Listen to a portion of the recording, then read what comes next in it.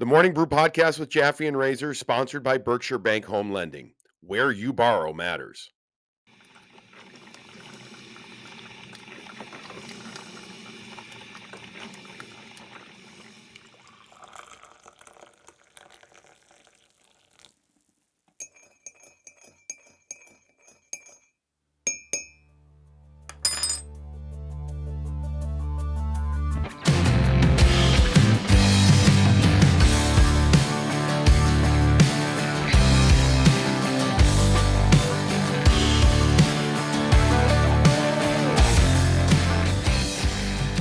And welcome into Morning Brew with Jaffe and Razor, presented by Berkshire Bank. This episode is also made possible by Tresca in the North End, Fazenda Coffee, and by Max Pro Hockey. A little bit later in the show, we will talk about each of those sponsors, and thank you to them as always. Razor, before we get going to, just quickly want to say something here. I know that we have a big fan in Canada by the name of Steve McNaughton that listens to the show an awful lot, and just wanted to let him know that we are thinking of him. We appreciate him listening to this, and just thinking of him. Yeah. Praying the best for him. Absolutely. Hoping for the best for him and his family. Boston Bruins fan, Steve McNaughton. I'm sure Steve McNaughton was not happy with the outcome on Wednesday night. Let's get right into it. I mean, there is so much stuff to talk about, and let's just get right to the hit on Hampus Lindholm. Mm-hmm. In many ways, a big, huge turning point in the game. Andrei Svechnikov, who has played a physical game his entire career. Sometimes it has come back to haunt him. You go back to the playoffs a couple of years ago, and Alexander Ovechkin popped him real good in the fight, knocked him down, knocked him out. And he's done some other things that I would call curious or questionable. This hit that he makes on Hampus Lindholm, who gets the puck coming around behind the Bruins net. He's a lefty, so he's coming up the left, or he's trying to then turn up the left side. Svechnikov paces him. He seeks him out, and he paces it perfectly to where he meets him as Hampus is just trying to turn up the ice with a ferocious body check. Hampus goes down. You could tell immediately that he was not okay. Call on the ice was nothing. Yeah. Was nothing. Let's talk about the hit. Let's talk about the potential of anything else, and let's talk about Hampus Lindholm and what this would mean for the Bruins if he can't come back. What did you think of the hit? My initial right away, bang bang, that it was clean and an absolute wipeout, an absolute crank of a hit that certainly there's no question would have been celebrated to no end 15 years ago. Right. Now with technology, we slow it down. As you look at it a few more times, you look at it at different angles.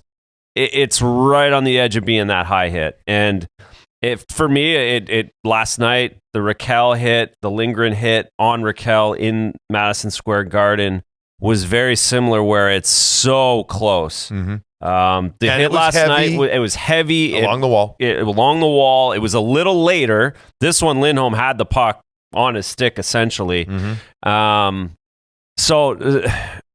My initial reaction is it's really close, but very hard to suspend a guy for that. It was from vicious. Svechnikov. A vicious, massive hit that vibrated through the television screen. That Lindholm didn't see and didn't protect himself from either. Right. Had his head down just a little bit, Yeah. right? Trying to turn up the ice. And I do think Svechnikov paced him, or when I say paced, I don't mean P-A-S-T-E. I mean pace, P-A-C-E. You know, he stalked him almost. He's lurking right in, Exactly. in behind Allmark, in behind the net. Lindholm doesn't get him on his field of vision. Right. And he got him, he got his pace perfectly, and he timed it perfectly. And it was the kind of hit where it makes you almost jump out of your seat, because you can't believe the impact of it. And both of these men are big human beings and coming at each other with speed. And so it's even more ferocious. I'm not sure. What does the league look for here? If there was any point head contact, or if it was principal point. Going by what we've known from the past, it would be they will determine or look at what was the principal point of contact. And if it was shoulder, chest, and then afterwards some head contact, there's a good chance that he won't get anything extra. Well, and this is how the league gets themselves in trouble, but okay, the guy in Toronto, Clifford, gets 1 game for what he did. Right.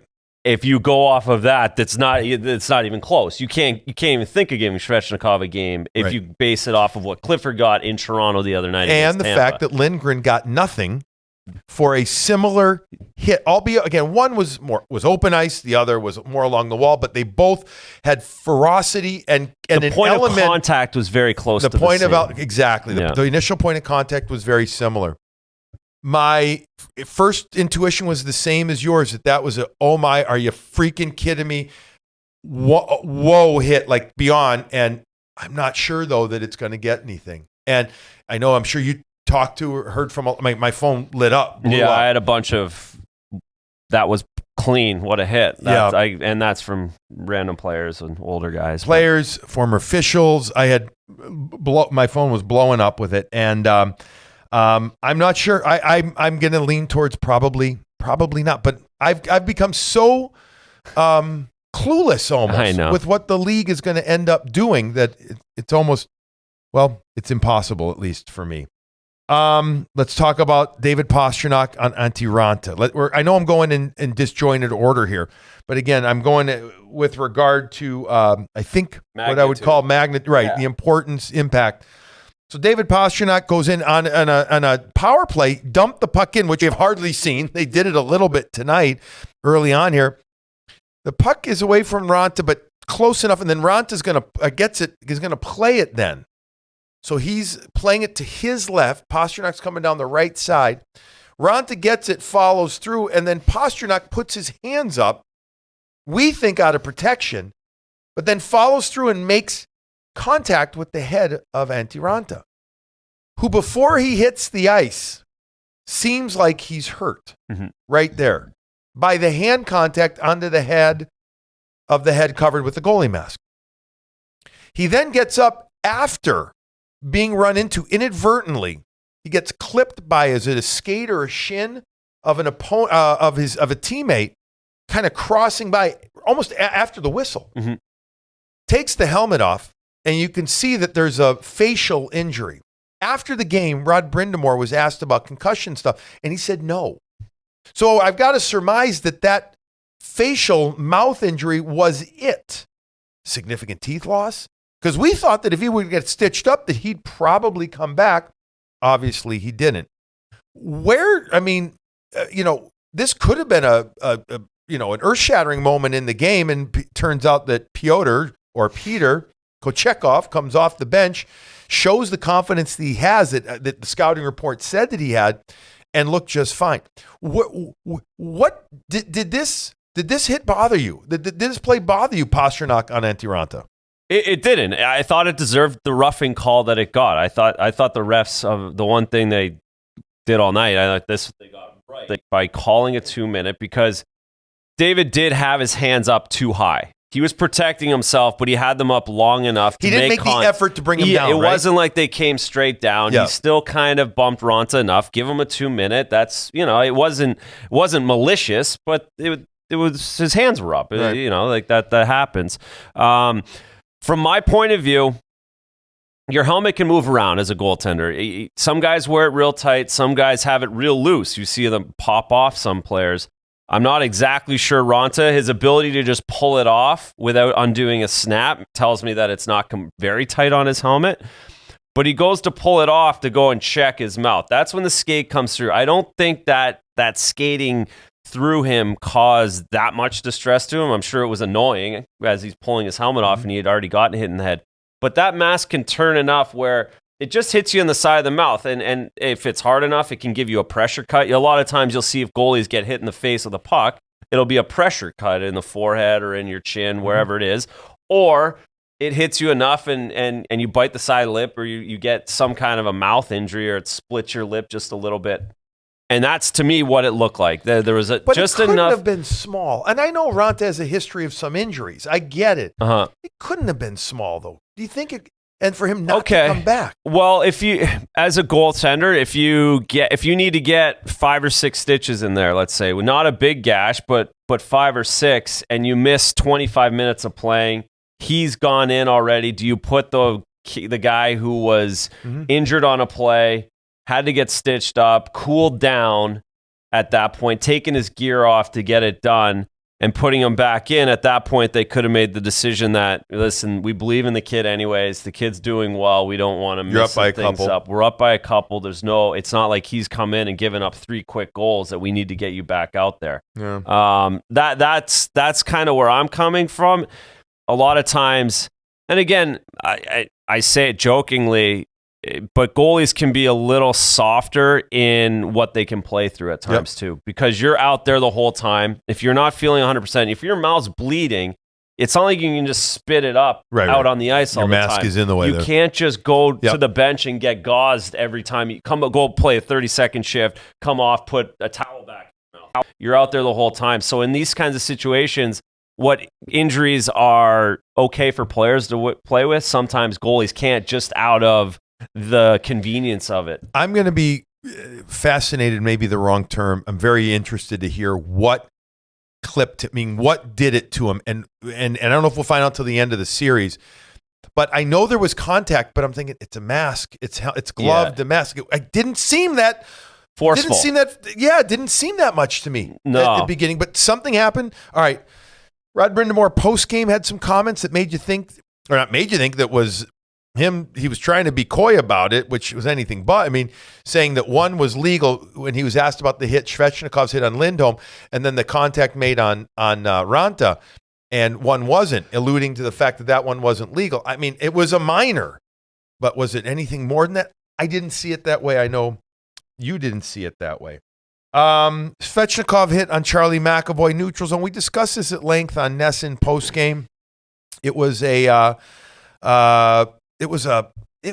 heavy duty collision that could have been significant injury for everybody. Yes, and I don't, they didn't even clip. It was like a leg on leg close to a knee on knee play. Well, the play was over on the, we'll call it Carolina right wing side going into the B zone. Charlie was looking over there. He was on the other side of the ice. He turned back up the ice and collided significantly with Svechnikov. If you look at the replays, which we did a lot, Svechnikov seems to see Charlie more than Charlie seems him as he turns up the ice. Hard to say that I think Svechnikov did it on purpose, but yet I think that it would have been easier. I do, for him to move, a lot easier than Charlie to move. I do. But yet, then I'm going to contradict myself here.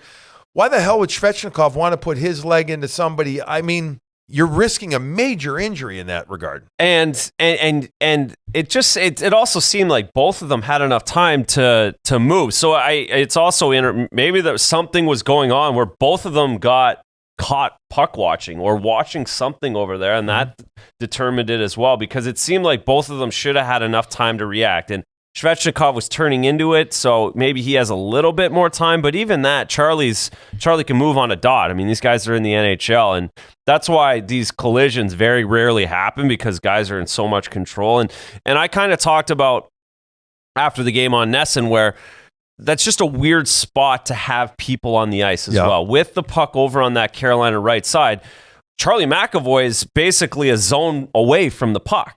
And whether he tracked up and he's tracking back to get back to his point on defense, I'm not sure either one of them really expected either one of them to be there. We could probably watch hockey, and there's probably some website out there where a heat map where that puck was over on the right side, you probably 1 second out of the entire season, there was a defenseman and there was a left winger over on that side of the ice. It just was an odd play, and I don't think too much of it. I'm not completely putting it all past Svechnikov, but I just don't see why he would put. Why would he put himself in that spot? If he had to put a shoulder down and cork Charlie, that's a different story. But but to put his legs out there too, guys wouldn't do that on purpose. They just that would be awfully stupid. Yeah, exactly. And if he did, he was stupid lucky. Yeah, that's right. And this- karma gets you when you do stuff like that. No shit. Yeah, that's Right, when it's all said and done. Yeah.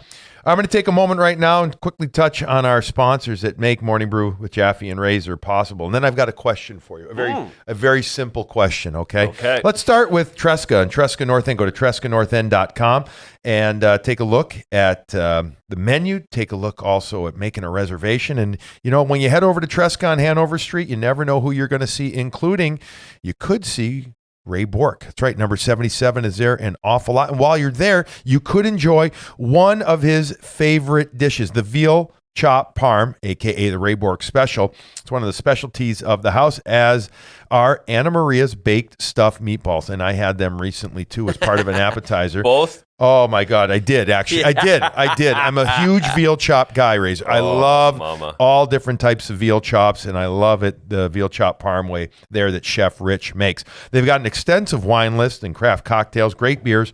Espresso martinis are a must to try. Outdoor patio dining starts May 1st, which was, well, the other day. So it started, past tense.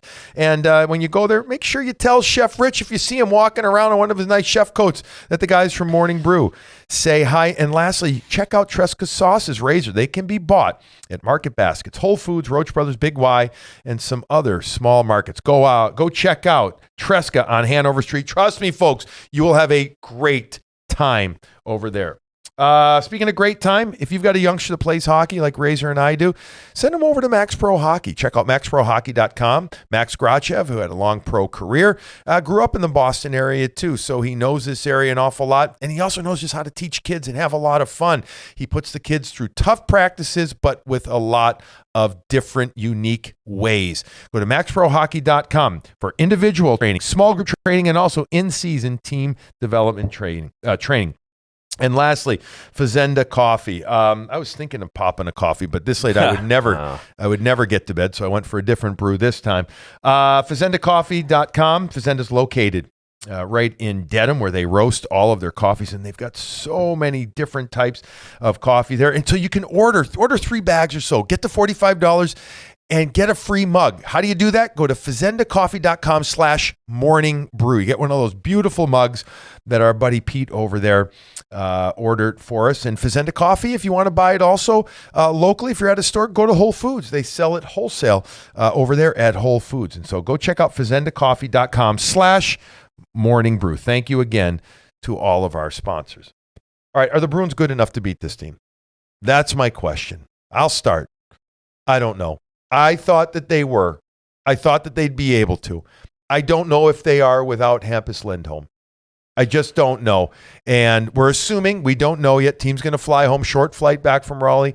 We're recording this Morning Brew right after the game on Wednesday night, so they'll be home at 1 a.m. on Thursday.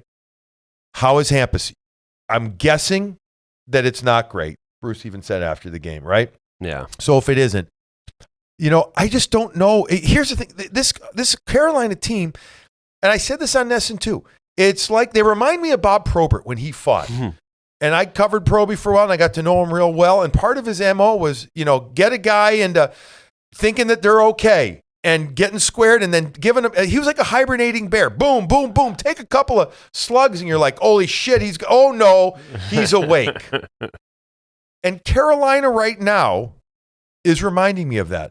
The Bruins, again, with another fantastic, couldn't ask for a better start except for not being able to score. Otherwise, it was great. You said it. Every line on their first shift had an opportunity, did the right thing.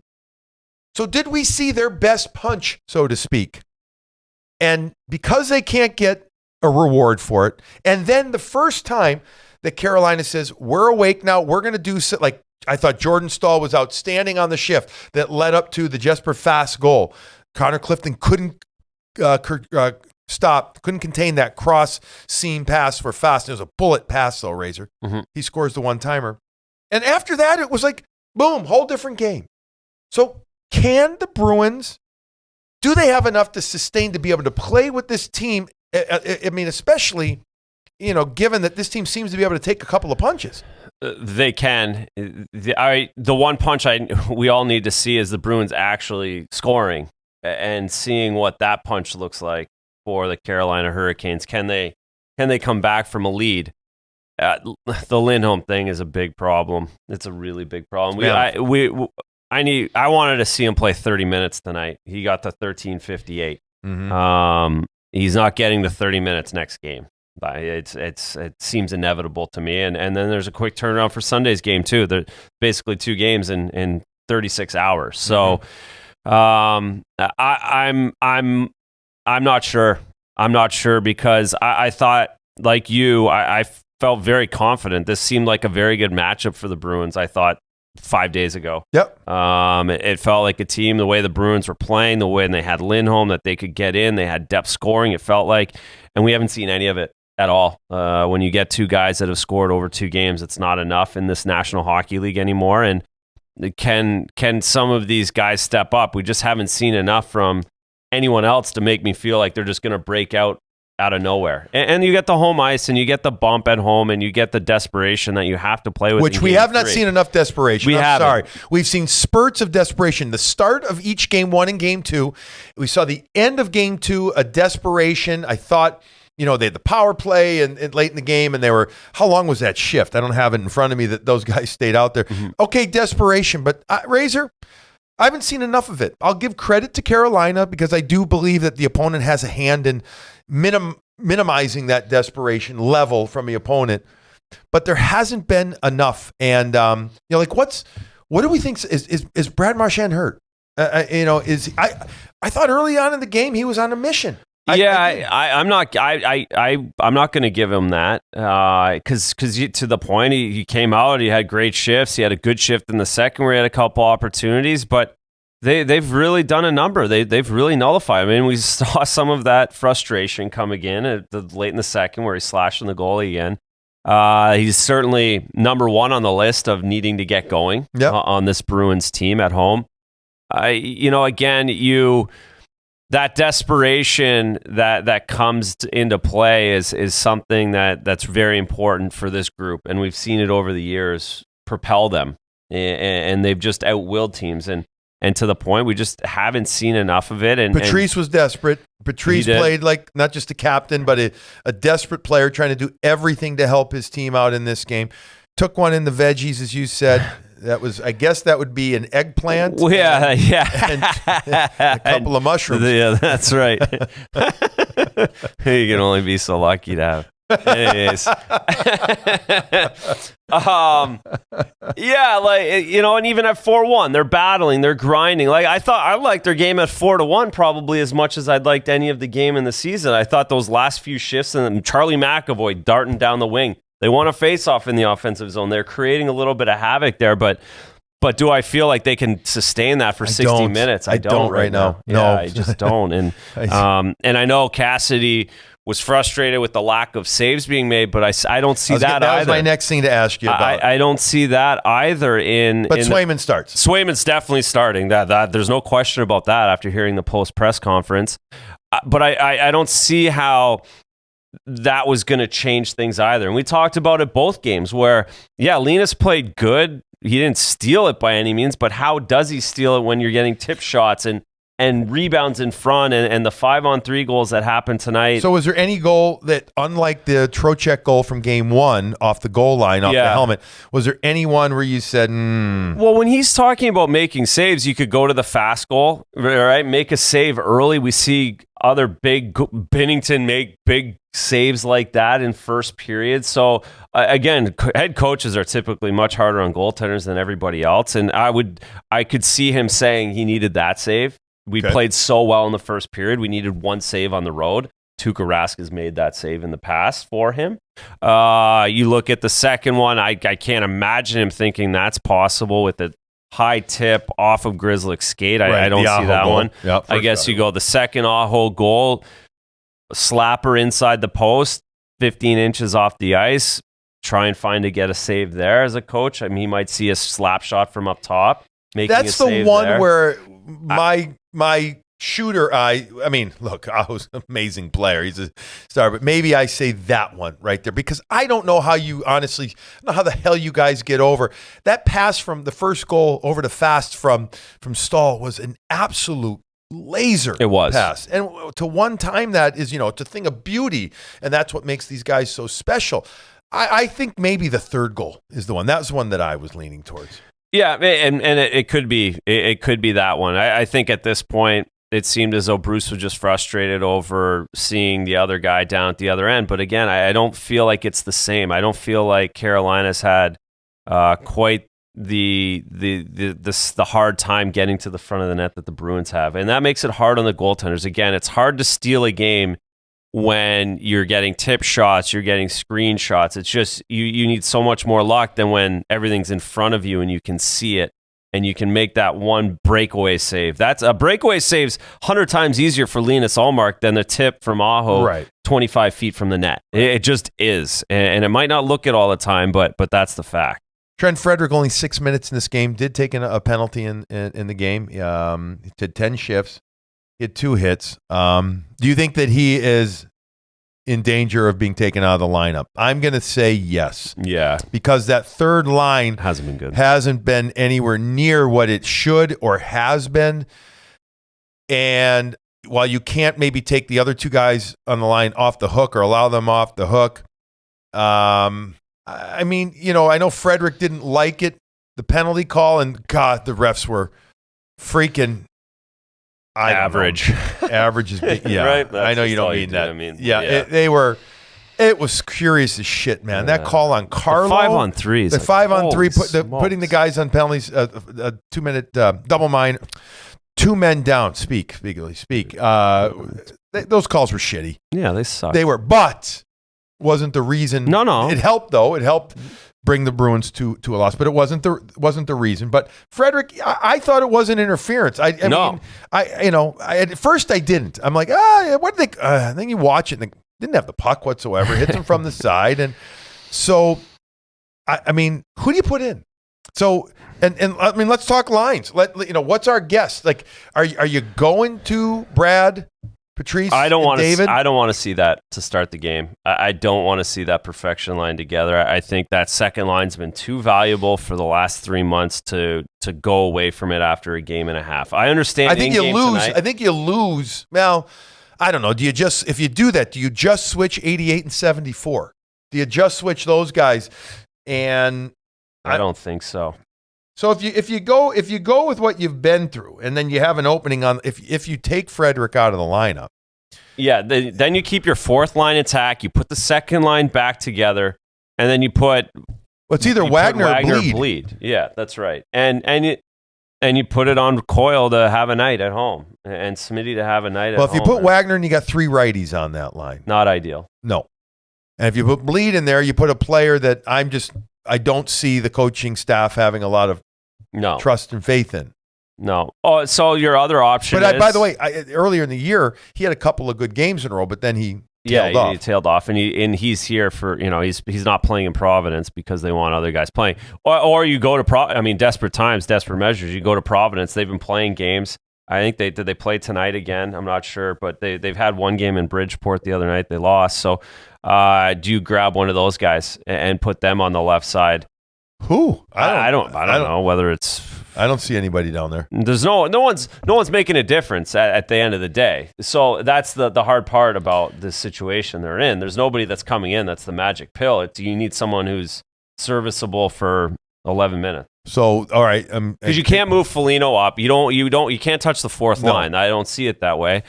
And again, I want to get that first and second line. You get a matchup. Listen, whatever the matchup. So maybe you bring if you don't trust Bleed, you bring in Wagner, and you just rotate. Maybe you're rotating. I know this isn't ideal, but Marchand a little extra time and Taylor Hall penalties that there has been that they've continued to call. Certainly tonight, then there's lots of minutes to go around because you're just killing penalties or you're on the power play so much too.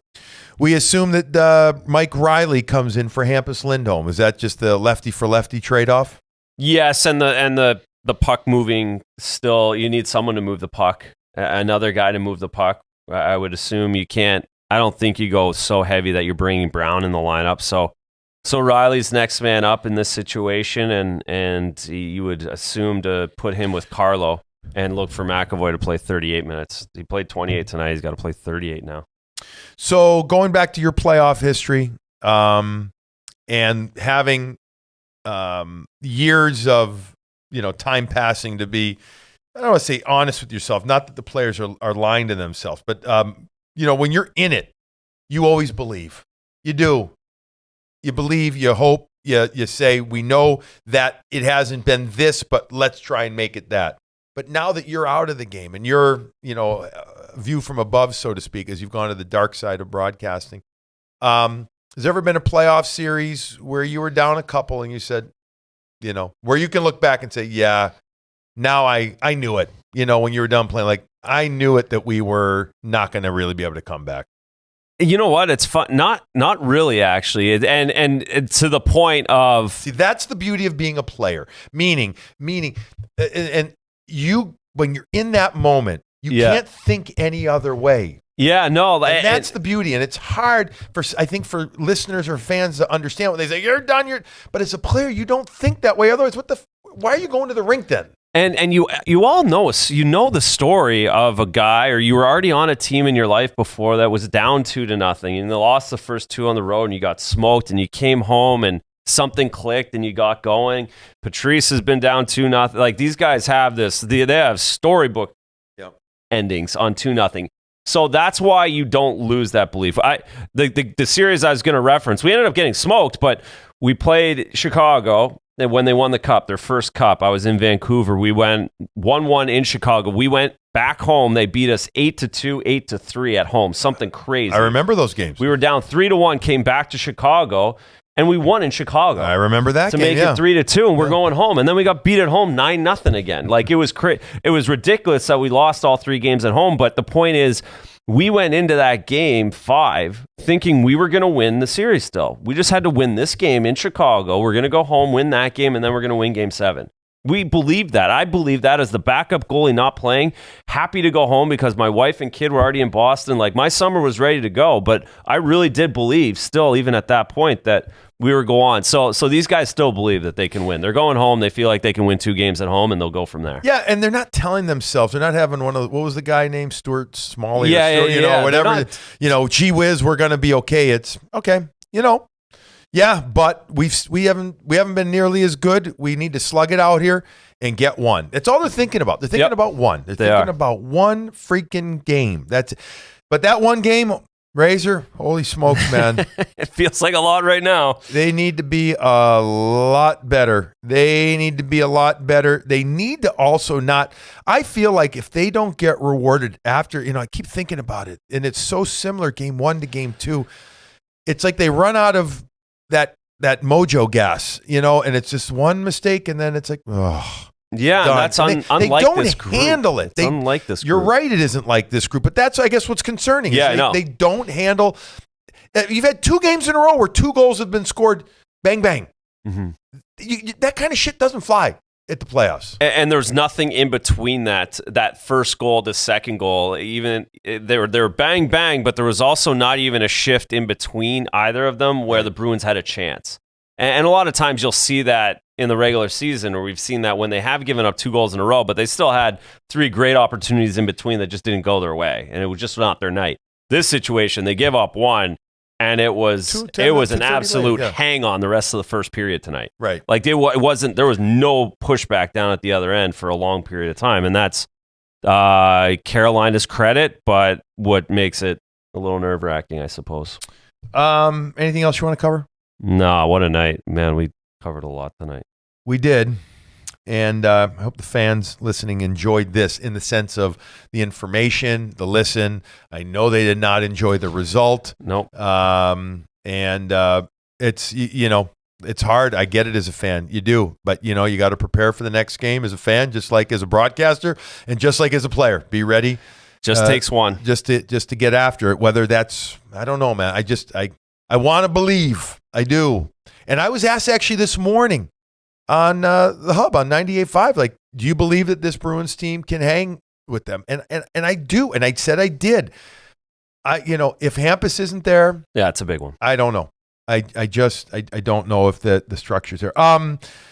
Good birthday? Average birthday? What kind of birthday? Good birthday. Went out to lunch with the crew, so that was good. Everyone had a half day at school, so it was kind of nice. So it was the first Wednesday of the month. My middle schooler, he has the half day, and my twins always have a half day. So that did work out. We had a little cake in the afternoon before I came to the studio. And you literally had a little cake at the studio as well. I had a little cake at the studio, so I've had cake twice. So yeah, great day, wonderful Excellent. day. Well, happy birthday, Yeah, happy healthy birthday, and many, many more. All right, that's going to wrap up this morning brew with Jaffe and Razor. Thank you as always, folks, for taking the time to listen, and we really appreciate you. We appreciate our sponsors, Berkshire Bank, and this episode also made possible by Tresca. Go check out Tresca in the North End, Fazenda Coffee. Use fazendacoffee.com/morningbrew to get your mug after $45 or more purchase, and lastly, Max Pro, maxprohockey.com. Everybody, hang in there. Hang in there. I hope your coffee is tasting delicious. I'm sure you're sipping on a Fazenda dark roast right now, but I hope it's tasting good because, when it's all said and done, it's all about the coffee. Everybody, try and enjoy your day. Razor and I will be back with you after Friday's game.